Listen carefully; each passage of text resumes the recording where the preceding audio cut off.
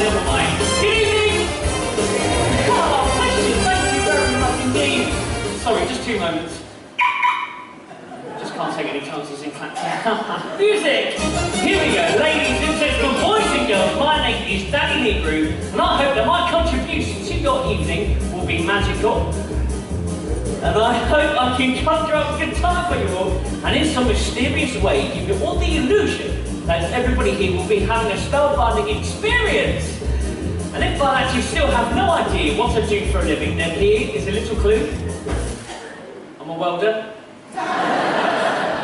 Not really, I'm a magician. Now, a magician is supposed to come out here, click his fingers, and make things instantly disappear. Well, that's exactly what's going to happen to a vase of flowers. Now, for this to work, we do need a couple of items. The first thing is, thank you, is a vase of flowers. Secondly, we do need a table. Now, this is the kind of a table that you'll only see a magician use if they want to make a vase of flowers disappear. Now, thirdly, we need this tube. Now, this tube will go on the table, precisely in the middle, just over the trapdoor.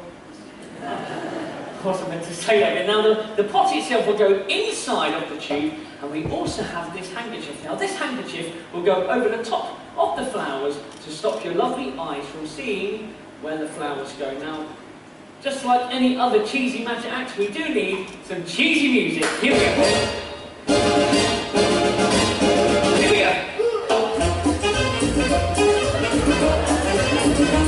You've got 10 minutes of this. Ladies and gentlemen, I'd like to present to you the trick that has 4 million the vanishing flowers. Nobody knows where the flowers go. I've got my fingers stuck, right? I'm not going out. Here we go. Ladies and gentlemen, you won't believe this, but the vase of flowers has completely and utterly disappeared. It's a miracle.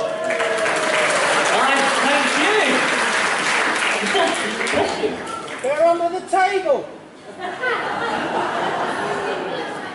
Oh, there's always one, isn't there? Don't worry, sir, I'll have a look for you. Holy tomato! Here we go.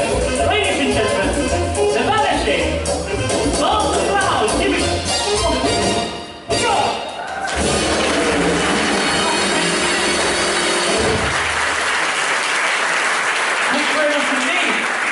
Now, the very first magician that I ever saw was about 20 years ago, and it was on this very stage in a summer season. And what he did was, he took a yellow handkerchief, that's right, a yellow handkerchief, tucked it into his fist, and incredibly, it came out as green. It goes in yellow, comes out green. Goes in yellow, comes out green. Now, I was so impressed by this trick, I watched it very carefully, because I desperately wanted to know how the trick was done. So much so that I sneaked backstage after the show. I knocked on the dressing room door, I remember it clearly. It was dressing room number 5, and I said, hey, how on earth did you do the thing with handkerchiefs? But he showed me. Now, I shouldn't really tell you this, because I'll get thrown out the magic circle, but you need 2 handkerchiefs. You need a yellow one, and you also need a green one. Now, here's what you do. You hide somewhere where nobody can see you, so you take the green one, so you hide somewhere, so behind the door, under the carpet, or in a fridge freezer, and you take the green one, you tuck it all the way inside of your fist, then you walk out on stage with this one in this hand, but keep his hand closed. I mean, you could open it, but you shouldn't. Then you take the yellow one, you tuck it in on top of the green one, thus making it look as if it has changed colour. Any questions?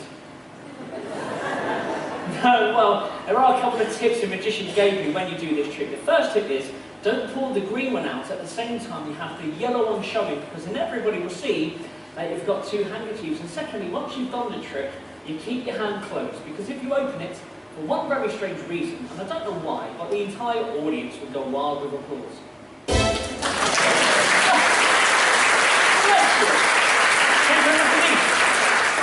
Yeah, well, I'm back to do some more magic. The magicians have quite a reputation of being quite disruptive, because when we're not sawing somebody in half, we're burning somebody's money, or even destroying the day's newspaper, well, it's not really our fault, it's your own fault, because when we saw somebody in half, you clap like that, as long as it's not your wife. When we burn somebody's money, some of you may think it's hilarious, as long as it didn't come from your wallet. Well, as for the day's newspaper, it doesn't really matter, because if the magician should do their job properly, then everything should end up all right in the ends now. You see, my job as a magician is to create illusions, which means I have to stand up here in front of you, God bless you, and make you believe that what you're watching is something that is not happening. Now, ladies and gentlemen, I have just torn this newspaper in half. Not really, that was just an illusion. Now, secondly, I would like to play a little trick on your ears, because the West Coast Theatre has provided me with this microphone, which means if I should hold the newspaper up close enough, you'll believe you can actually hear the sound of paper tearing. Check this out. Not quite. Now, thirdly, I would like you to watch my hands very closely, because for one very brief moment, you are going to believe you can actually see separate pieces of this newspaper in both hands.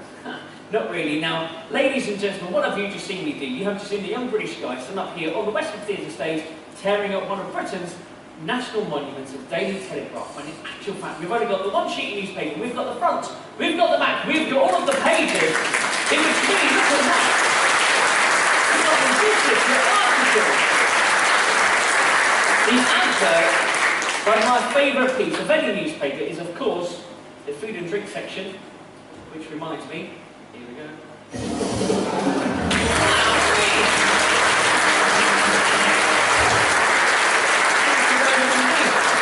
Now, I have some questions being a magician, like how do I do it, why do I do it, and what on earth are you doing in my garden?